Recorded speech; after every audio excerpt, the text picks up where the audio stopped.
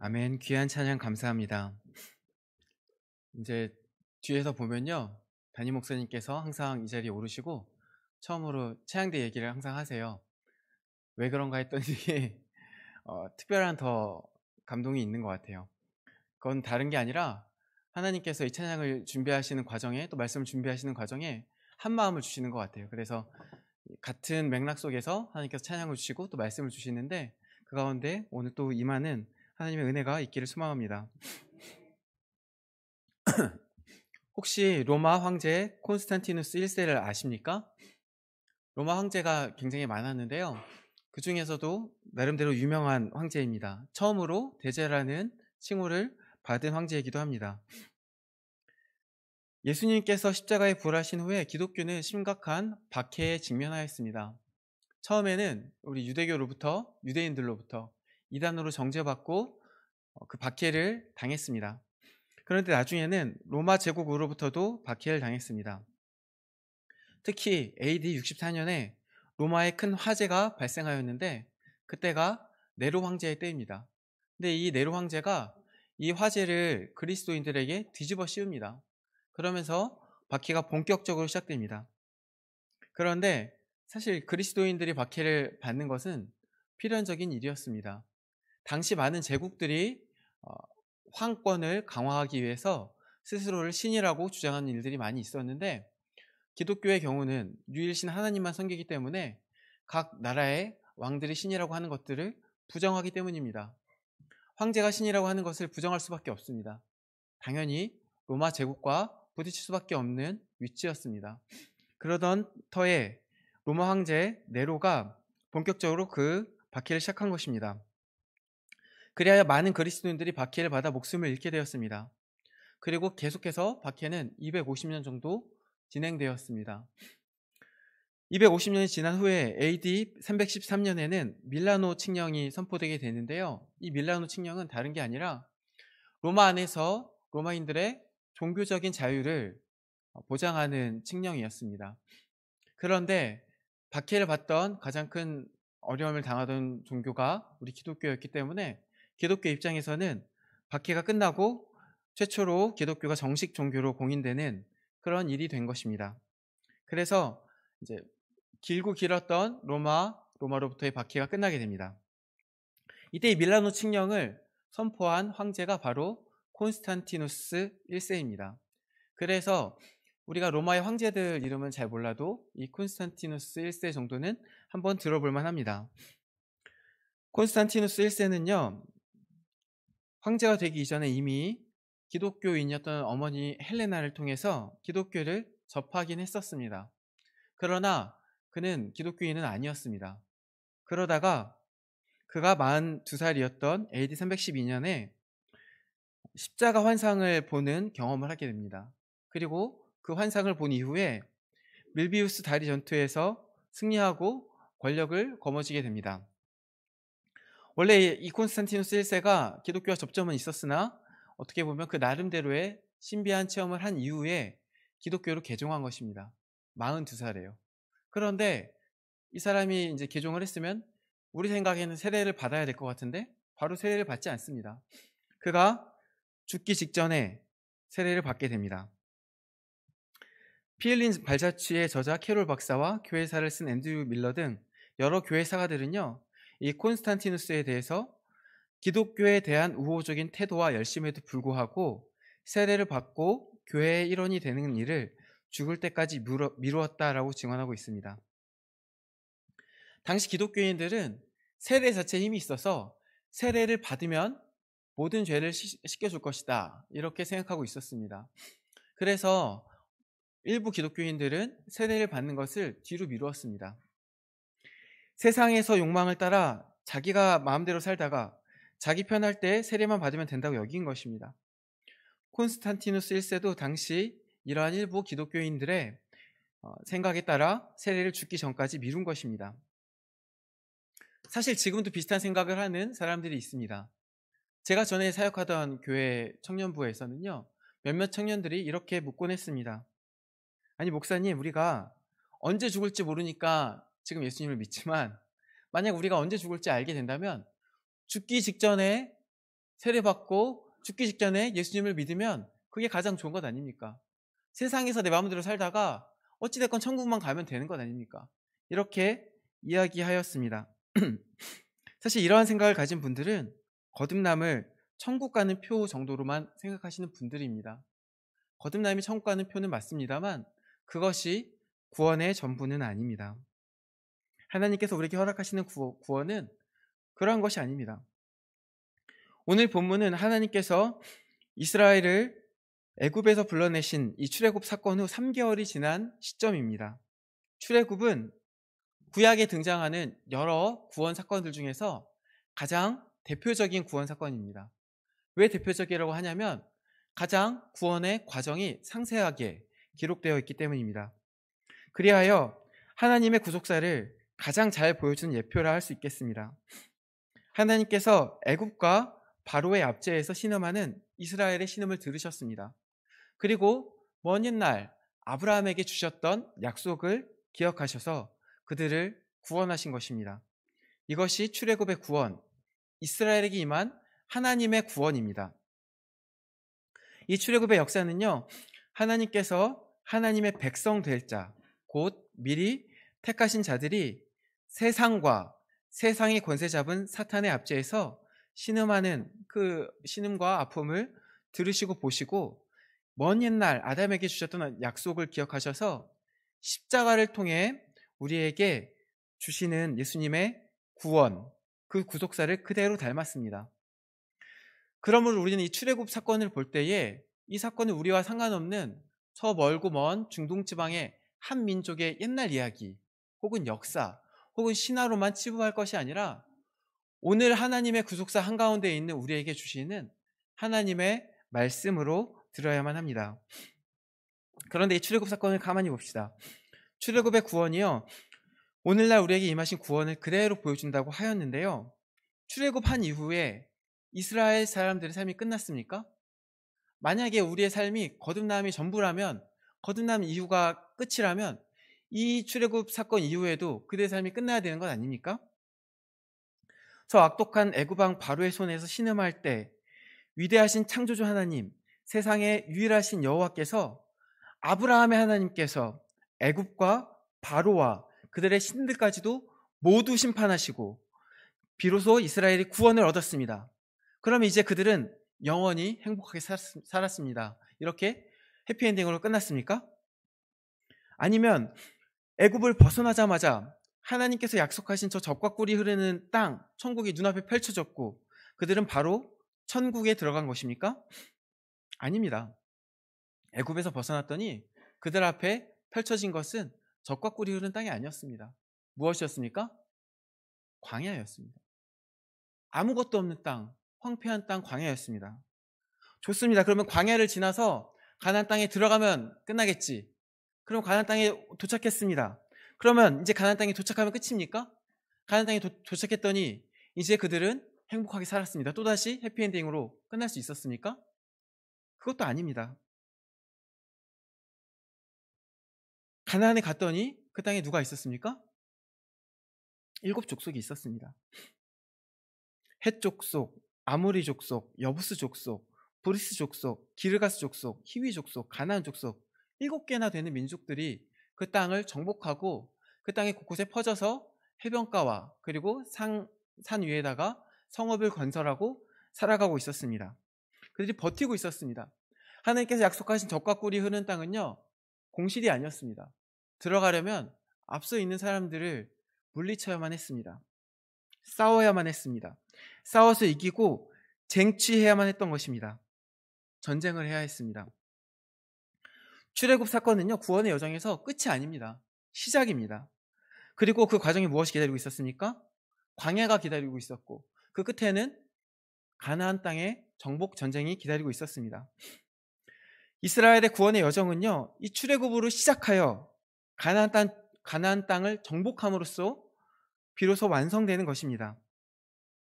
사실 하나님께서는 처음부터 이와 같은 계획을 가지고 있었습니다. 하나님은 처음부터 전쟁을 염두에 두고 계셨던 것입니다. 출애굽기 7장 4절 말씀입니다. 바로가 너희의 말을 듣지 아니할 터인즉 내가 내 손을 애굽에 뻗쳐 여러 큰 심판을 내리고 내 군대, 내 백성 이스라엘 자손을 그 땅에서 인도해낼지라. 또 출애굽기 12장 17절 말씀입니다. 너희는 무교절을 지키라. 이날에 내가 너희 군대를 애굽 땅에서 인도하여 내었음이니라. 그러므로 너희가 영원한 규례로 삼아 대대로 이 날을 지킬지니라.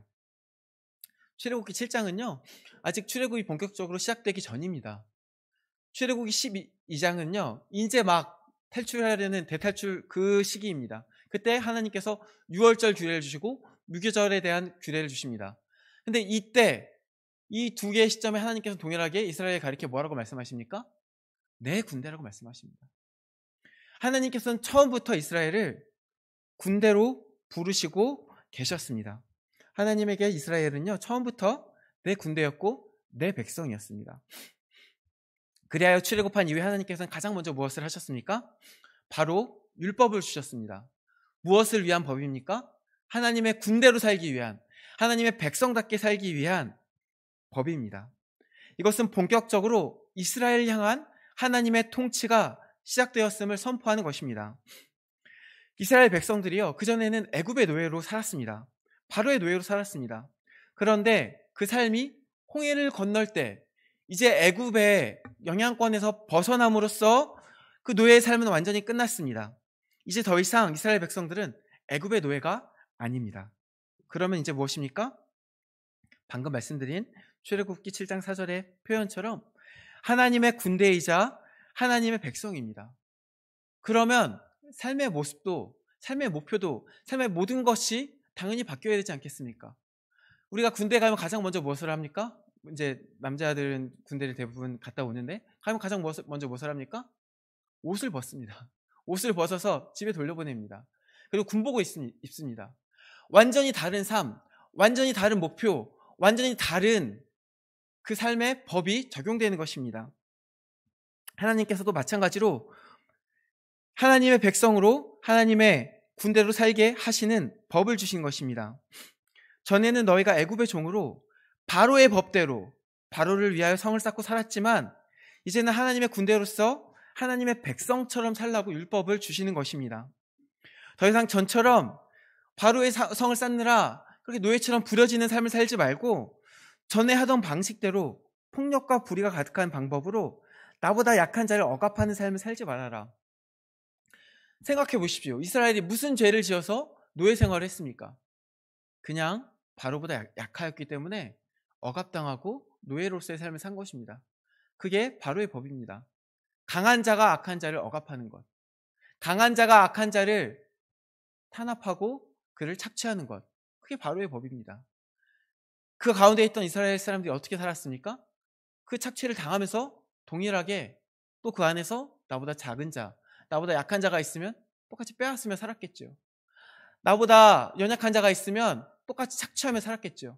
그러나 하나님께서는 이제 새로운 법을 주셔서 이제 나보다 약한 자를 억압하며 살지 말고 바로의 성을 쌓는 인생을 살지 말고 하나님의 나라를 쌓는 삶을 살아라. 이제 작은 자를 억압하는 삶이 아니라 작은 자를 오히려 사랑하고 섬기는 삶을 살아라. 이렇게 명하시는 겁니다. 이것이 하나님의 백성다운 삶입니다. 그것이 바로 오늘 본문 바로 앞까지 나온 율법에 대한 말씀인데요. 이 출애굽기가 보면은 19장을 보면 이스라엘 자손이 애굽 땅을 떠난 지 3개월이 되던 날 이스라엘이 시내 광야에 도착한 때를 배경으로 시작됩니다. 그러니까 이제 출애굽기 19장에서 뒤에 다시 반복되긴 하지만 이스라엘 사람들이 산이 있는 시내 광야에 도착한 것입니다. 이곳은 이 시내 산은요 하나님께서 자신을 드러내신 곳입니다. 하나님의 영광을 드러내사 하나님의 법을 내리신 곳이 시내 산입니다.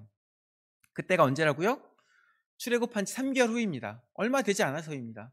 그때 시내 광야에 도착했을 때 하나님께서 먼저 10계명 20장을 보면 10계명을 주시고요. 그 다음에 쭉 이어서 제단에 관한 법, 종에 관한 법, 폭행에 관한 법, 짐승과 주인이 갖게 되는 책임에 관한 법, 배상에 관한 법, 도덕에 관한 법, 공평에 관한 법, 안식년과 안식일에 관한 법, 그리고 마지막으로 3가지 절기에 관한 법까지 이게 20장부터 23장 19절까지 쭉 나열되는 것입니다.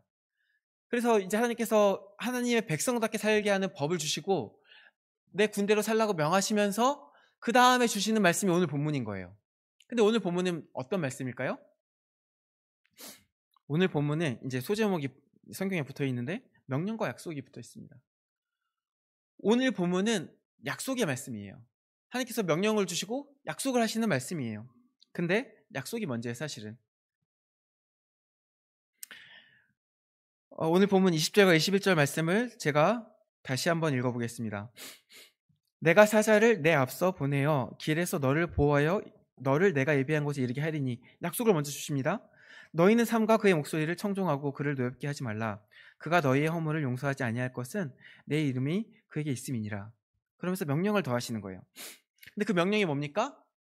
그에게 청종하라. 그에게 순종하라. 그는 누구입니까? 20절에 나오는 내가 사자를 내 앞서 보내어라고 했으니까 사자인 것 같긴 합니다. 근데 구체적으로 누구인지는 우리가 알 수 없습니다. 학자들에 따라, 사람들에 따라 생각이 다릅니다. 그 당시 역사적인 맥락을 따져보았을 때 모세일 것이다, 여호수아일 것이다, 이렇게 말씀하시기도 합니다. 또 어떤 사람은 그 뒤에 이제 나오는 이 존재가 먼저 갔다, 그리고 어떤 초월적인 능력을 보였다는 것에 착안하여 천사다, 하나님의 영이다, 그리스도다, 이렇게 말씀하는 분들도 계십니다. 그런데 이 사자가 누구이건 간에 중요한 것은 그것이 아닙니다. 중요한 것은 이 사자가 하나님의 이름을 가진 자라는 것입니다. 내 이름이 그에게 있는 자. 그가 누구든 상관없습니다. 내 이름이 그에게 있는 자라는 것은 다시 말하면 하나님인 겁니다. 하나님이 먼저 가서 내가 너를 보호하여 너를 내가 예비한 곳에 이르게 할 것인데, 너는 그에게 순종하라는 말씀은 또 무슨 말인 겁니까? 결국은 나에게 순종하라, 이렇게 명령하시는 것입니다. 그러면서 이제 이 약속의 말씀들이 무엇을 말씀하고 있는 겁니까? 너를 내가 예비한 곳에 이르게 하리니, 젖과 꿀이 흐르는 땅, 저 가나안에 이르게 할 것이다. 또 뒤에 나온 약속들도 마찬가지입니다. 내가 너보다 앞서가서 그 땅에 있는 7 족속들을 쫓을 것이다. 결국 이 사자가 하는 역할이 뭡니까? 하나님께서 하시는 일이 뭡니까? 하나님께서 주신 약속이 뭡니까? 가나안 땅에 대한 약속이고, 이 사자가 하는 것은 가나안 땅으로 그들을 인도하고 그들의 앞서가서 먼저 싸우는 것입니다. 이 율법에 대한 이야기가 뭐로 마무리된다는 것입니까? 여호와의 사자로 마무리되는데, 그리고 여호와의 사자가 앞서가서 너를 보호하고 너를 가나안 땅으로 인도할 것이라는 약속으로 마무리되는 것입니다. 그러니 너는 그에게, 다시 말해 여호와 하나님께 청종하여라. 그러면 내가 너에게 복을 내릴 것이다. 너희는 그 땅에서 이방신들을 섬기지 말아라. 그러면 내가 왕벌을 내 앞에 보내서 가나안 족속들을 쫓아내고 너로 하여금 가나안 땅을 정복하게 할 것이다. 이게 오늘 본문을 통해 주시는 하나님의 약속인 것입니다. 결국 하나님의 백성답게 살 수 있는 하나님의 법, 하나님의 군으로 살 수 있게 하시는 그 하나님의 법은요, 가나안 정복에 대한 약속으로 마무리되는 거예요. 그리하여 실제로 하나님께서는요, 출애굽 이후에 이스라엘 백성들을 데리고 뭘 하시냐? 그 다음에 이제 나오는 시점이 민수기인데요. 오늘 본문은 출애굽 후 3개월 된 시점이라고 했습니다. 근데 민수기 1장 1절을 보면요, 이스라엘 자손이 애굽 땅에서 나오는 둘째 해 둘째 달입니다. 둘째 해 둘째 달 첫째 날, 이제 나온 지 2년 2개월이 된 시점입니다. 그 시점에 하나님께서 무엇을 명하시냐? 모세에게 백성의 수를 계수하라 명하십니다. 그래서 민수기입니다. 백성 민자에다가 숫자 수 할 때 수입니다. 백성의 수를 세는 성경이 민수기입니다. 근데 왜 세게 하셨을까요? 민수기 1장 1절에서 3절 말씀을 제가 한번 읽어보겠습니다. 이스라엘 자손이 애굽 땅에서 나온 후 둘째 해 둘째 달 첫째 날에 여호와께서 시내 광야 회막에서 모세에게 말씀하여 이르시되, 너희는 이스라엘 자손의 모든 회 중 각 남자의 수를 그들의 종족과 조상의 가문에 따라 그 명수대로 계수할지니, 숫자를 세라고 하셨어요. 그런데 이스라엘 중 20세 이상으로 싸움에 나갈 만한 모든 자를 너와 아론은 그 진영별로 계수하되. 하나님께서요, 숫자를 세라고 했는데 어떤 사람을 세라고 한 거예요? 싸움에 나갈 만한 자를 세라고 하신 거예요. 그거를 진영별로 나누어 세라는 거예요. 여기서 싸움이라고 번역된 이 단어가 히브리어 단어로 사바인데요, 이 단어는 한두 명의 싸움을 이야기하는 게 아니라 전쟁을 의미하는 거예요. 다시 말해 이 민수기에서 하나님께서 모세에게 숫자를 세라고 한 것은 전쟁을 위해 숫자를 세라는 거예요. 그것도 진영별로요. 그 다음에 뭐 하십니까? 그 다음에 민수기에 보면은 이제 그 장관들을 세우고 그 다음에 진영별로 그들을 나눕니다. 진영별로 배치합니다. 가운데 회막을 중심으로 동서남북으로 진영을 배치하는 겁니다. 이게 뭡니까? 군대를 조직하는 겁니다. 전쟁을 위한 군대를 조직하십니다. 아까 하나님의 법을 주시고 그 마무리를 가나안 정복에 대한 약속으로 마무리하셨다고 하셨는데 그 다음에 하시는 게 결국 뭐냐? 그 전쟁을 위한 군대를 직접 조직하시는 거예요. 그러면 그 다음에 남은 것은 뭘까요? 전쟁입니다. 가나안 정복 전쟁이 남았습니다. 오늘 우리를 향하신 하나님의 구속사도 이와 동일합니다. 앞서 말씀드린 것처럼 출애굽 사건부터 시작된 이 이스라엘의 구원이요, 오늘 우리에게 임하신 예수님께서 행하신 그 구원의 온전한 예표입니다. 애굽은 이 세상을 상징합니다. 그리고 이스라엘 백성은 약속의 백성이지 않습니까? 하나님께서 택하신 백성을, 하나님께서 그리고 구원하시기로 정하신 백성들을 상징합니다. 하나님께서 먼 옛날에 애굽에서 이스라엘을 건지셨던 것처럼 오늘 이 세상 가운데 노예로 살아가고 있는 이 세상에 있는 우리들을 건지셨습니다. 자신이 무엇을 위해 살고 있는지도 모른 채 하루하루 그냥 열심히 일하는 것입니다. 우리 청소년부 친구들에게는 그냥 열심히 공부한다 그랬는데 사실 그 안에 어떤 목표도, 뚜렷한 목표도 비전도 없습니다. 그저 열심히 공부하고 그저 열심히 일하고 그저 남들 다 하니까 집 사야 될 것 같아서 집 사고 그냥 돈을 끝없이 모읍니다. 그 삶에 나도 없고 목표도 없고 어떤 나의 주권적인 선택도 없습니다. 그냥 남들 다 하니까 그렇게 하는 겁니다. 물론 그 속에서 나름의 비전을 세우신 분들도 계실 겁니다. 그러나 그렇지 못한 사람들이 더 많다는 겁니다. 이런 분들은 저를 포함해서 열심히 살아도 그것은 어쩌면 노예처럼 착취당하는 삶일 수밖에 없습니다. 열심히 일하지 말라는 것이 아닙니다. 열심히 무언가를 행하지 말라는 것이 아닙니다. 다 때려치라는 것이 아닙니다. 그런데 나의 주권 안에서 내가 원하는 것을 행하며 내가 바라는 것이 무엇인지 알면서 내 길을 걸어가야 그것이 진정한 노예가 아니라 자유인의 삶 아니겠습니까? 그런데 세상 가운데 하루하루 내가 무엇을 위해 사는지도 모른 채 아무 여유 없이 아침부터 밤 늦은 시간까지 죽을둥살둥 일하는 사람들, 그 노예처럼 그저 열심히 일하며 살아가고 있는 자들 가운데 하나님께서 그들의 신음을 들으사 그들을 불쌍히 여기사 그들을 그 세상 가운데서 부르신 것입니다. 그게 구원입니다. 그런데 우리가 가만히 보면 이 구원의 시작인 출애굽 과정에서는요, 사실 이스라엘 백성들이요 하는 게 별로 없습니다. 그냥 있다가 어느 날 모세가 왔습니다. 모세가 와서 뭐 이것저것 이야기하는데요, 바로랑 무슨 이야기 하였는지 사실 대부분은 잘 몰랐을 겁니다. 그러다가 어느 날 이제 오늘 하늘에서 우박 내린대, 짐승 데리고 나가지 마, 뭐 그러면은 짐승 안 데리고 나가는 겁니다. 오늘 이제 하나님의 재앙이 임한대, 어린 양 잡아서 그 피를 문설주에 발라, 그러면 괜찮대. 그러면 알겠어. 그래서 어린 양을 잡아서 문설주에 바릅니다. 별로 바로에게 반항하는 것 같은 삶도 아니고 별로 바로와 투쟁하는 삶도 아닙니다. 그러다가 어느 날 갑자기 야 이제 됐어, 나가자. 그러니까 우르르 같이 나가는 겁니다. 물론 누군가는 바로와 모세의 그 기싸움을, 그 힘싸움을 처음부터 다 지켜본 사람도 있을 것입니다. 누군가는 그 속에서 임하신 하나님의 역사를, 하나님의 심판하심을 믿음의 눈으로 바라본 사람도 있을 것입니다. 그러나 대부분은 어쩌면 그냥 우르르 몰래 나왔을 것입니다. 그때 그들에게 요구된 것은 딱 그만큼의 믿음이었습니다. 그냥 하나님께서 모세를 통해 나오러 갈 때 나올 수 있는 믿음, 딱 그 정도였습니다. 오늘 우리의 구원도 마찬가지입니다. 처음 우리가 구원을 얻을 때 우리에게 요구되는 믿음은 사실 그렇게 많지 않을 수 있습니다. 물론 누군가는 하나님께서 어떤 일을 하셨는지, 예수님께서 우리를 위해 하늘 영광 버리시고 이 낮은 땅 위에 오셔서 우리를 위해 사시고 어떻게 죽으시고 어떻게 고난받으시고 또 부활하셨는지 그 하나하나 깊게 묵상하고 깊이 있는 믿음 가운데서, 그 은혜 가운데서, 그 온전한 하나님의 은혜 가운데서 거듭난 사람도 있을 수 있습니다. 그러나 또 어떤 누군가는요, 그냥 옆에서 누가 야 예수님 안 믿으면 너 지옥 간대, 천국 가야지, 이 한마디 듣고 그래? 그럼 나 예수 믿을래, 예수님 믿겠습니다, 이렇게 말하고 구원받은 사람도 있을 수 있습니다. 사실요, 이 역시도 충분히 구원에 합당한 믿음입니다. 누구든지 예수를 부르는 자는 구원을 얻게 된다고 말씀이 약속하고 있지 않습니까?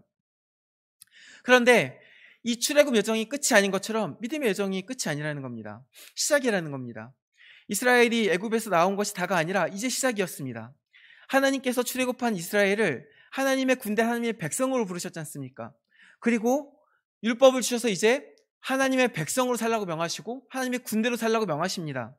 그리하여 이제 군대로 세우시고 훈련시키고 이제 가나안 땅에 들어갈 때 그들에게 요구하시는 것은 처음 출애굽할 때 요구하신 것보다 어쩌면 어려워 보였습니다.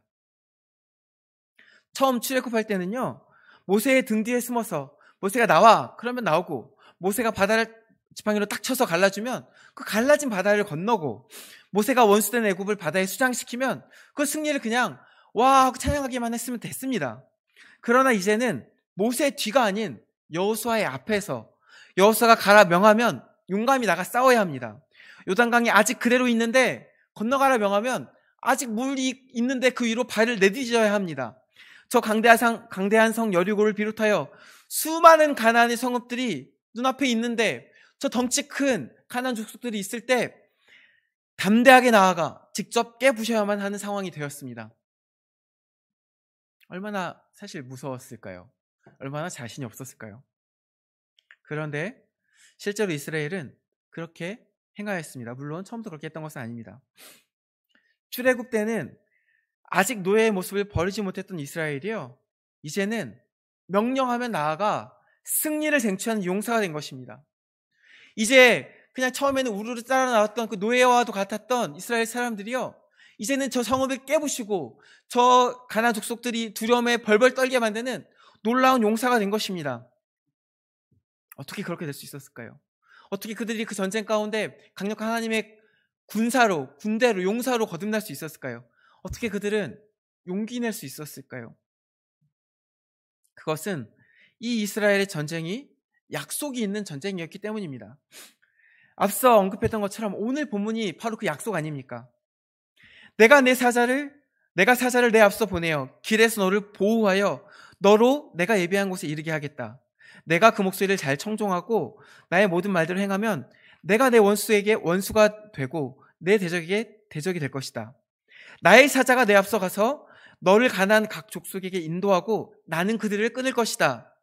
내가 내 위엄을 내 앞서 보내어 너의 이를 곳에 모든 백성을 파하고 너의 모든 원수로 너를 등지게 할 것이며 내가 왕벌을 내 앞에 보내리니 그 벌이 가나안 땅의 족속들을 내 앞에서 쫓아낼 것이다. 내가 앞서가서, 내가 먼저 가서, 내가 너희들보다 그 앞서가서 여호와의 이름이, 여호와의 위엄이, 하나님의 능력이 그들을 부시고 그들을 파할 것이고 그들을 쫓아낼 것이다. 이것이 오늘 본문의 약속인 것입니다.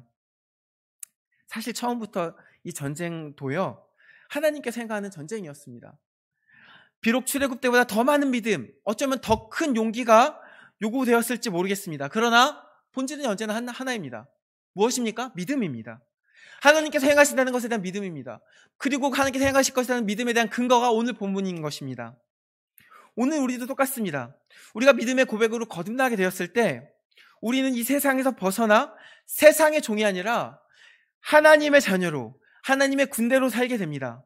그때 하나님께서 우리에게 하나님 백성답게 살 수 있는, 하나님의 군대로 살 때 필요한 법을 주십니다. 그것이 무엇입니까?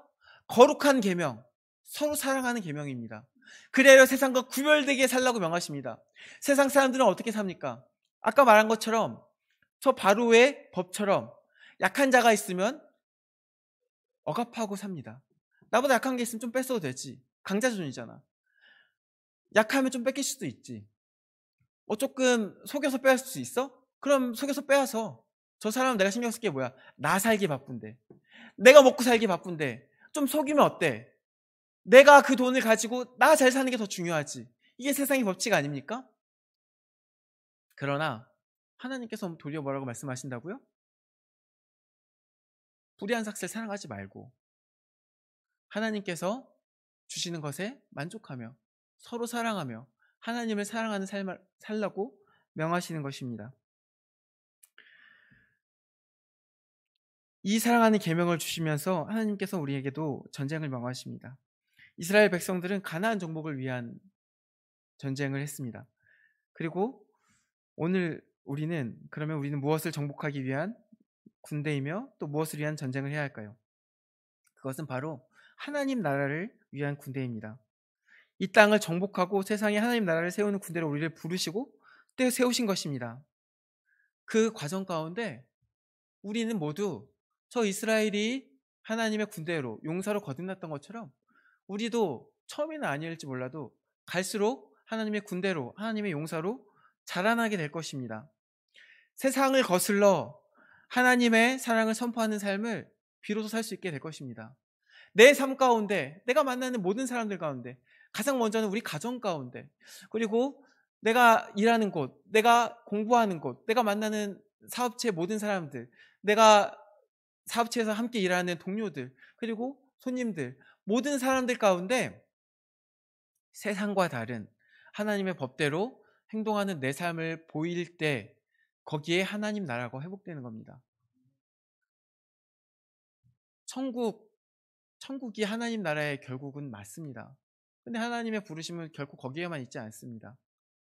우리가 죽어서 천국 가기 위해서만 예수님을 믿는다면 물론 죽기 전에 세례 받아도 됩니다. 죽기 전에 예수 믿어도 됩니다. 심판이 두려워서 그렇게 할 수도 있습니다. 근데요, 그것은 제가 감히 표현하건대 그것은 어리석은 길입니다. 세상에서 내 마음대로 살다가 죽을 때 가서 하나님 나라 소망하고 천국 갈 거야. 세상에서 내 마음대로 산다는 건 무슨 말입니까? 좀 빼앗을 게 있으면 내 마음대로 빼앗고, 내가 공격할 사람이 있으면 내 마음대로 공격하고, 사랑하지 않고, 때리고 싶으면 때리고, 빼앗고 싶으면 뺏고, 속이고 싶으면 속이고, 이렇게 살겠다는 거 아닙니까? 아니 여러분, 제가 그렇게 하면 상대방은 저에게 가만히 있겠습니까? 같이 싸우겠죠. 제가 무언가를 뺏으려고 하면 그 사람은 가만히 당하겠습니까? 같이 악의 다툼하는 겁니다. 같이 그 속에서 다툼이 끊이질 않는 겁니다. 그 속에 기쁨이 있겠습니까? 그렇게 해서 얻어내는 돈 몇백만 원, 몇천만 원, 몇억, 몇십억, 몇백억을 번다고 할지라도 그 삶에 기쁨이 있겠습니까? 잠깐 기쁠지 모르겠죠. 아, 내가 돈을 많이 벌었어. 내가 손꼽히는 부자야. 그럴 수 있겠죠. 거기 평안함이 있겠습니까? 하나님의 부르심은요, 이 땅 가운데 그렇게 악이 다툼하는 삶, 지옥의 삶을 살지 말고 이 땅에서 먼저 너희가 나눠주고, 이 땅에서 너희가 먼저 사랑하고 너희 베푸는 삶을 살아라. 그러면 내가 너희에게, 오늘 보면 뭐라고 말씀하십니까? 복을 내리겠다. 내가 너에게 복을 내리겠다. 내가 너희 가운데 기쁨을 주겠다. 너에게 평안을 주겠다. 너희를 통해 하나님 나라가 회복되게 할 것이다. 너희에게 내가 위로할 것이고, 내가 너희를 지키고 너희의 대적들이 물러나게 할 것이다. 때로 우리가 살면서 실패한 날들도 있을 것입니다. 이 속에서 온전히 하나님의 위로를 누리지 못한 날도 있을 것입니다. 하나님의 나라를 향해 나아갈 때 우리가 쓰러질 때가 있을 것입니다. 그러나 그 끝에는 실패가 없습니다. 왜냐하면 약속이 있기 때문입니다. 하나님께서 약속하십니다. 무엇을 약속하십니까? 내가 앞서가서 싸우겠다. 사랑하는 성도 여러분, 거듭남은요, 구원의 여정의 끝이 아닙니다. 예수님을 구주로 영접하고 세례를 받았다면 이제 시작인 것입니다.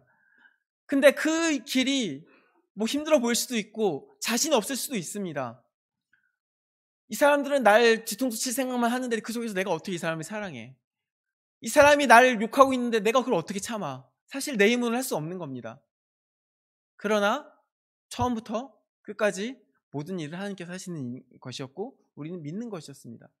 우리 삶이 하루아침에 바뀌지 않을 수 있습니다. 우리 삶이 하루아침에 하나님 나라가 회복되는 것 같지 않을 때도 있습니다. 섞여 있겠죠. 그러면 우리 삶의 그 지옥의 모습과 같은 것들이 여전히 있겠죠. 그러나 성경은 뭐라고 말씀하십니까?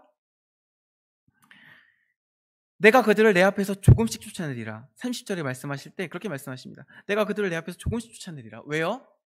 한꺼번에 그들을 쫓아내면 그 땅이 황폐할까 두려워서 그렇다고 하십니다. 우리를 위하여 우리가 감당할 수 있는 만큼 우리 안에 하나님 나라를 확장해 나가신다는 겁니다. 오늘 이루어지지 않을 수도 있습니다. 내일도 안 이루어질 겁니다. 아마 10년, 20년 안에 우리가 하나님 나라를 완전히 맛보기는 어려울 겁니다. 그러나 한 걸음씩 한 걸음씩 갈 때 확실히 하나님 나라는 우리 안에 확장되어 갈 것이고 그 안에 하나님께서 주시는 평안과 기쁨과 온갖 복이 가득하게 될 것입니다. 사랑하는 성도 여러분, 우리가 하나님의 백성으로, 하나님의 군대로 하나님의 법을 따라 서로 사랑하며 삽시다. 세상 가운데 각자 살고 있는 가정과 직장, 학교에서 만나는 모든 사람들 가운데 거룩한 계명을 지켜서 그 삶으로 하나님의 나라를 선포하고 삶으로 하나님의 나라를 쟁취하며 삽시다. 그게 진짜 기쁜 길입니다. 바라기는 이 땅 가운데 주시는 풍성한 하나님 나라의 은혜를 온전히 누리며 살아가는 저와 여러분 되시기를 주님의 이름으로 축원합니다. 함께 기도하시겠습니다. 우리를 주의 군대로 부르신 아버지 하나님 감사합니다. 처음부터 마지막 전쟁까지 모든 것이 주의 은혜이며 모든 것을 하나님께서 행하실 것을 우리가 믿습니다. 우리가 다른 것이 아니라 여호와 하나님을 그리고 하나님께서 주신 그 약속을 믿고 의지하며 나아가오니 우리 한 사람 한 사람의 삶 가운데 하나님의 나라가 회복되는 역사가 임하게 하여 주시옵소서. 그 하나님의 나라를 소망할 수 있게 하여 주시옵소서. 감사드리오며 예수 그리스도 이름으로 기도드립니다.